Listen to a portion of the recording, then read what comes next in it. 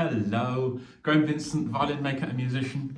I'm not in a workshop today, I'm in our little conservatory because it's got a reasonable acoustic. It's slightly bathroom-like, but I just thought it'd be nice just to do what violins are about, which is making music. Just play a few tunes for you and talk about the sound that I really like in a violin. This is one I made a little while back, which is for sale on my website, but it's a very traditional violin in as much as it's maple and spruce, boxwood fittings. It's actually got prim strings on it, so steel strings, but multi-strand steel strings, but they're surprisingly mellow for steel strings, prim. I do like them. So.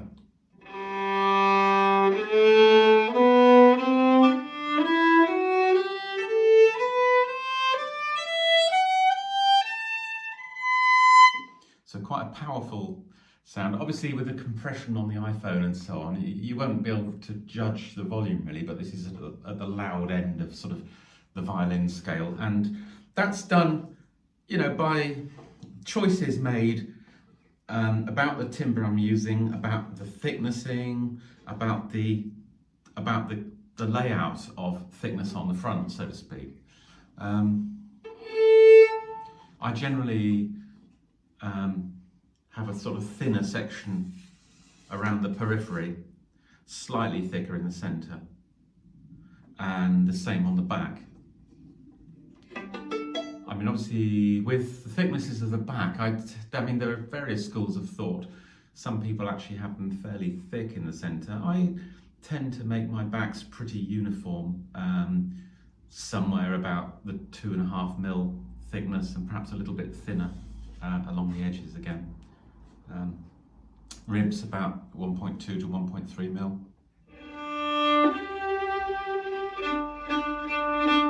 And that all adds up to make quite a responsive, sort of fast sounding, generally quite well balanced fiddle.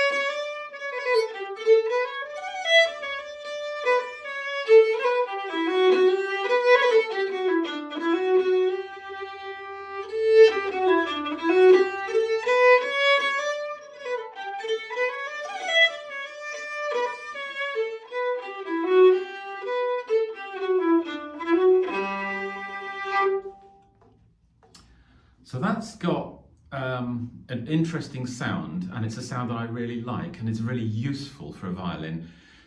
I think all violins need to have a certain amount of treble, amount of top edge, amount of cut, bite on the sound, and some bottom end, some bass, although if you play with other people, a really rich, warm bottom end tends to be lost a little bit in the mix. although it helps for the feedback for the person playing. But the most important bit is what I always describe as the sort of cor anglais, the oboe middle section. And I always say it should be as though you've turned up the middle almost to the point where it's too much. And this sound, that rich centre, really is what comes through when you're playing with other people, and that's what makes, in my humble opinion, that's what makes a powerful violin sound. And this one, for example, has got it in spades. Bear in mind what I'm saying about an oboe, a sort of cor anglais sound, and you just see what I mean.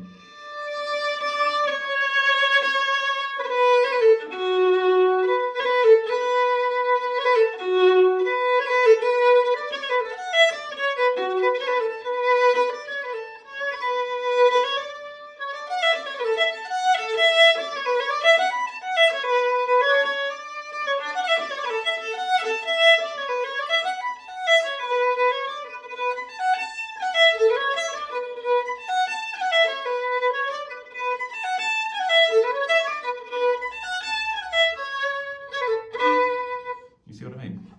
Anyway, just thoughts. I thought it's quite interesting. You know, when you're making decisions about, you know, what sort of sound you're after, and when you're setting violins up, you know, the decisions you make about the bridge, sound post positions, and so on. Those are the sort of things that I keep in mind. Anyway, hope that was interesting. Cheers, folks. Bye.